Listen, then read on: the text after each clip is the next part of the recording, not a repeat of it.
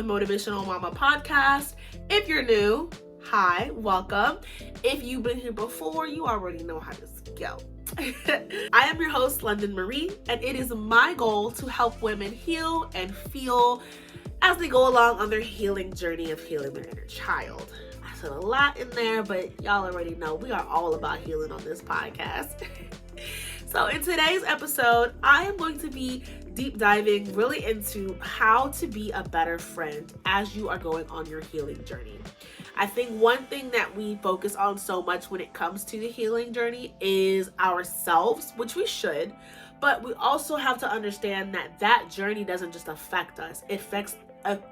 It affects those around us, whether that be good, bad, indifferent. And I really wanted to talk about that today because one thing that I've noticed, especially on my journey, is how the dynamics of my friendships are changing. Some for the good, some for worse. But nonetheless, there are things that I'm noticing, and I really just felt compelled to let me reach out to the podcast. Let me reach out to them and let them know what are some ways that we can be better friends as we are going on this journey. Before we get started, I want to give a huge thank you to Forever Mood for sending me some candles. They smell fantastic. Forever Mood is a candle line by Jackie Ina, Auntie Jackie. And I got their sample kits of candles that come with 4 in a pack. And I also got their Get Lit kit. So I just wanted to share that with you guys. I've used 2 of them already. Don't judge me. One of them is lit behind me. But they smell so good, I just couldn't resist. But I wanted to give a huge thank you to them for that. And because I want y'all to go get some. Treat yourself this winter. Okay? Get you some of that sweater weather, all right? It smells fantastic. Let's go ahead and dive into the episode. Like I said, this episode is going to be about how we can be a better friend on our healing journeys. I've noticed that on my journey, the friendships that I have had for years, some have gotten stronger, some have gotten weaker, some have been very telling, and some have just overall been like, wow, it is what it is. And it's just really interesting to see that as you become an adult, those dynamics do change. And it's a good thing because as you get older, you change, as far as who you are as an individual, not for the worse. I don't think that it should be for the worse. I think you should change for the better. But those changes also affect our friendships. They don't just affect us. So one thing that I've started to do is ask, how can I be a better blank? So you can fill that blank in with whatever you want to fill it in. How can I be a better friend? How can I be a better mother? How can I be a better spouse? How can I be a better employee? Whatever that looks like for you, ask how you can be better. And it's not to say that you're not good already, but we all have areas of improvement. So I've started to ask, how can I be a better friend? I've noticed that with my friendships changing, some of those things I have to take responsibility for why they're changing. So I ask, how can I be a better friend? Because I want to know from the seat that they are sitting in, what am I doing that is affecting our friendship that I am not seeing? Because when you are constantly doing an action, sometimes you really just don't realize that you do it. It becomes second nature. It's a habitual thing. And you don't realize it until someone else points it out. So when you ask yourself that and you ask your friends that, how can I be a better friend? You put yourself in their seat or in their shoes, and you actually get the opportunity to be like, okay, wow, I didn't know that I did that. Or wow, I didn't know you really appreciated that. So I started to ask myself that, and I started to ask my friends that, and I've gotten some great answers and some great feedback. Some hurt, but ultimately it was really what I needed to hear. And I took it as a blessing because I am so grateful that I have friends that don't feel the need to always sugarcoat things. They can tell me how it is, they can tell me like it is, and how they're feeling, and I am open and receptive to it. So it's really nice to be able to have those friendships. So I wrote down 5 ways of how I can be a better friend. And I think that there are questions that you can ask. And there are also things that you can take with you into your friendships, especially as you go along on this healing journey. Because like I said, it doesn't just affect you. It affects everybody else around you, your friendships included. Additionally, I wrote down these things because I want us all to know that we are all going through our own trials and tribulations. You know what I'm saying? Like, we're all going through our own healing journeys. They all look different, but we're all going through some sort of healing. And we have to give each other that grace and that understanding, because although you are going through your trials and tribulations, your friends and your relationships do not deserve to be collateral damage on your path of destruction or path of reconstruction. They don't deserve that. So don't allow those trials and tribulations to bring out the worst in you and to make you become that friend that nobody wants to be around. Because we all have had those experiences with that one friend that's like, this not gonna work, boo.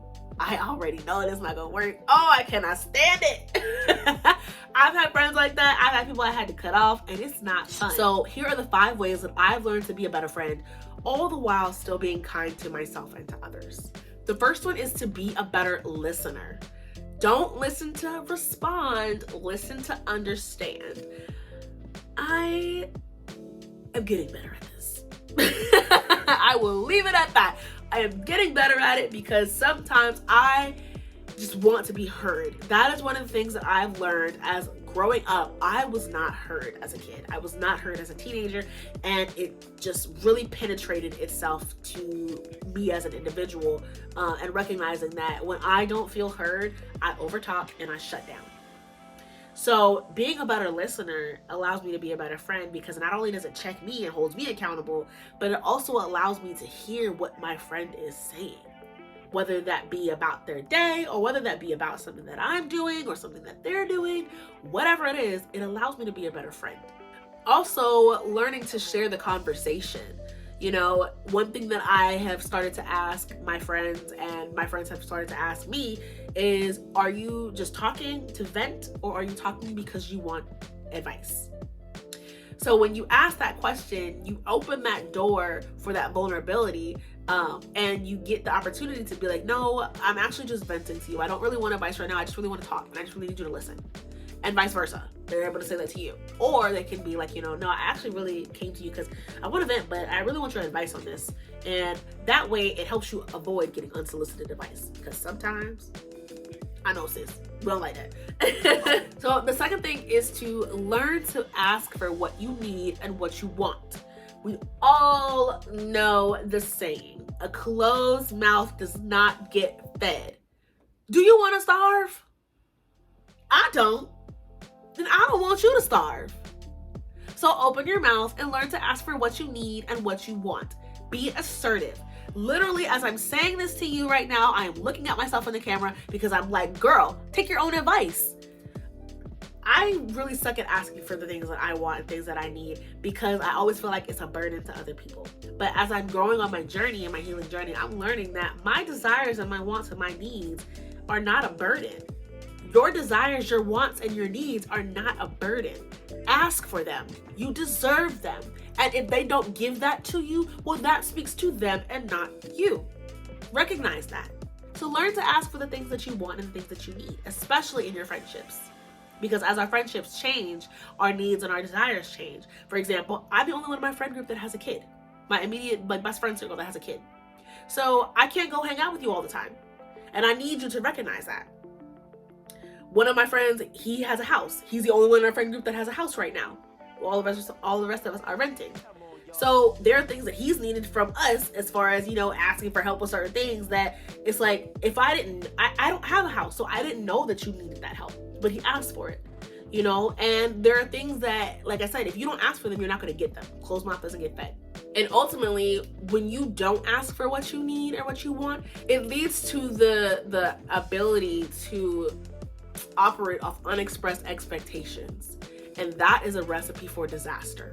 If you are operating off unexpressed expectations, that is not fair to you, and it is not fair to the other person, because they don't know that they're being expected to do those things.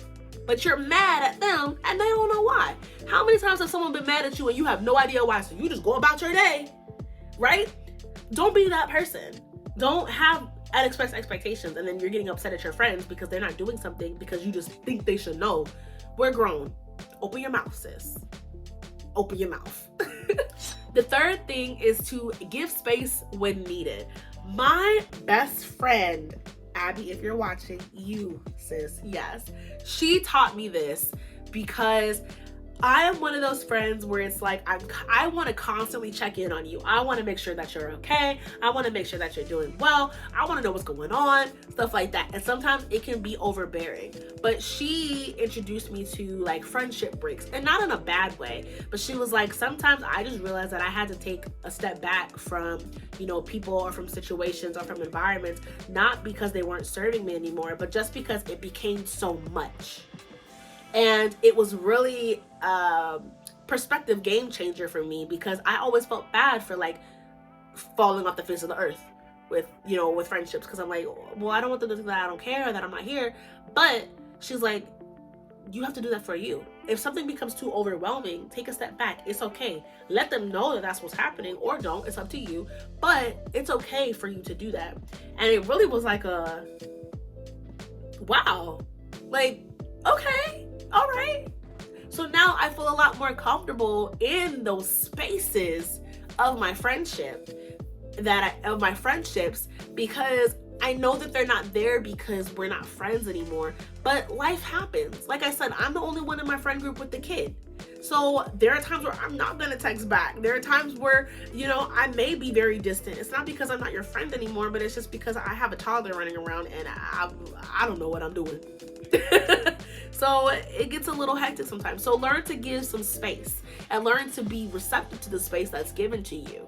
Also, I've learned that with social media and with technology, we feel like we have 24/7 access to people. Like, do you notice that like technology and like the phones, I thought I had my phone right here, but I don't.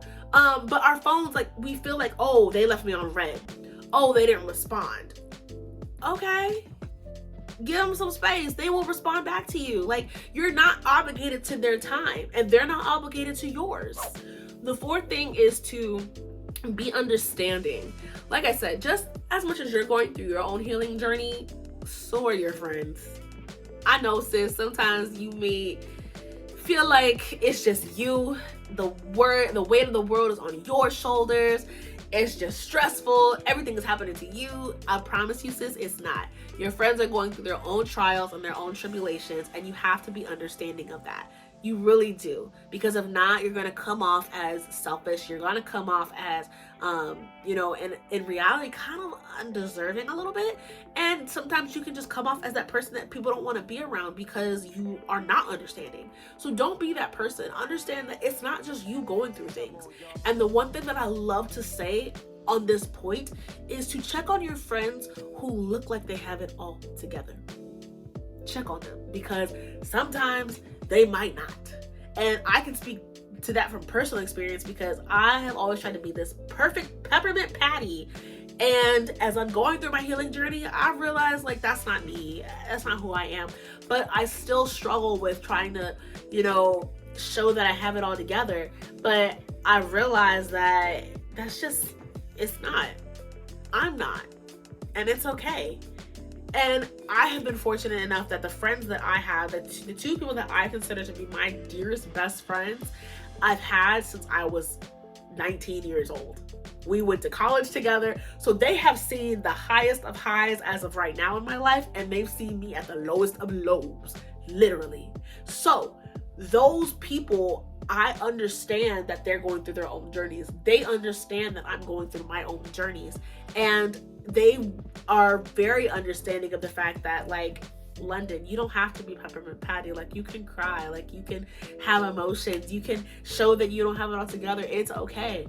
And they have provided me that space. So therefore, I have provided that space for them as well, and letting them know, like, you don't have to have it all together. We can talk about it, sis. Like, we can figure it out, because that's what I'm here for. I am your friend for that reason, amongst others. And the last thing, and honestly probably the biggest thing that I have written down that I really want to share with you guys, is to remember that your friendship is a type of relationship. And I say that to say you have to keep working at it. Not because it's broken, but because it is a relationship that deserves attention. So, like when you're in a relationship with your partner, just how you want to keep dating and you want to, keep getting to know things about each other and to have fun. Your friendships deserve that much attention as well, within reason, shall I say. But your friendships deserve that attention as well.